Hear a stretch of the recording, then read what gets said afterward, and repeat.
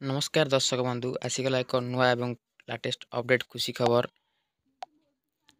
आसंता December मास 25 तारिख में मिलवाक जाउछि सुभद्रा योजना प्रथम किस्तिर चतुर्थ पर्याय टंका केउ मानकु मिलिबो केउ मानकु मिलिबनी संपूर्ण आलोचना करबा हमें एई वीडियो माध्यम रे। तो केमिति आपण जानि परिबे कि आपनको मिलवाक जाउछि कि मिलवाक जाउ नाही। प्रथमे आपण निकटस्थ जनसेवा केंद्र को जानतु एवं सेठारे देखंतु कि आपणको आधार सहित केउं बैंक लिंक रही बा सेडिंग रही जहाँको आम डीबीटी कहूँ। तो आपण मैंने जाई देखंतु निकटस्थ जनसेवा केंद्र में आपण मैंने जानि परिबे जो मानकर डीबीटी लिंक नाही दयाकरी से निकटस्थ बैंक आपणको जो ब्रांच रही सेठारे जाई आपणकर डीबीटी लिंक करि परिबे एवं आधार सेडिंग मध्य करि परिबे। तो केउ माने पाइबे केउ माने पाइबेनी आसंत में संपूर्ण भाव में जानिबा। प्रथमे आप सुभद्रा वेबसाइट को पलि आसबे एटार आवेदन स्थिति पर क्लिक करेंगे।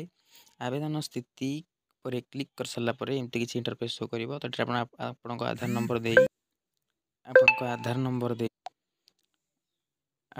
नंबर दे कौन करेंगे ना एठारे ओटीपी जी आप फोन को ओटीपी एंटर कलापर आपंकर स्टाटस टी शो कर जदि आपणकर लिखु थाए अंडर प्रोसेस कौन ना आवेदन स्थिति लिखु जब अंडर प्रोसेस ताले आपको अपेक्षा करने पड़ो।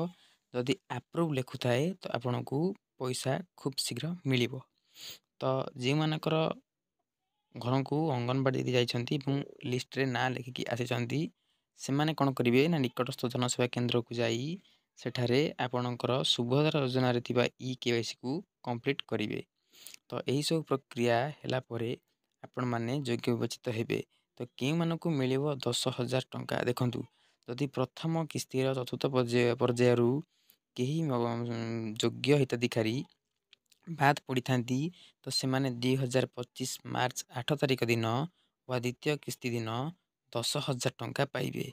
तो जो मैंने भावुवे ना आम प्रथम किस्ती पाई सारी आमको आउ 10,000 मिल कि चतुर्थ पर्यायर आमको 10,000 मिल सेमती किसी हेब नहीं। जो मैंने चतुर्थ पर्यायर बड़का रही अर्थात पाइपर ना से द्वितीय किस्ती 10,000 टंका केमिति पाइबे ना प्रथम किस्तिर दशम एवं द्वितीय किस्तिर मिसेकी 5,000 से 10,000 पाइबे।